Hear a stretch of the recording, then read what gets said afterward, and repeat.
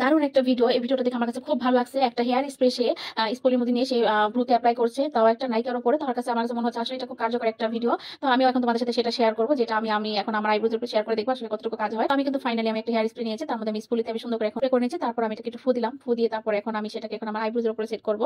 আমার এই হেয়ার স্প্রেটা কিন্তু অনেক ভালো, এটা একদম মানে এটার ফ্লেভারটা অনেক সুন্দর। তো যাই হোক, এখন আমি আমার ভ্রুর উপরে আমি এটাকে ভালো করে সেট করার চেষ্টা করতেছি যে আর কিসের ভ্রু জেল লাগে। তো আমার কাছে মনে হয় ভ্রু জেল থেকে আমার কাছে এই হেয়ার স্প্রে দিয়ে সেটিং করাটা আমার কাছে অনেক অনেক ভালো লাগছে এই হ্যাকটা।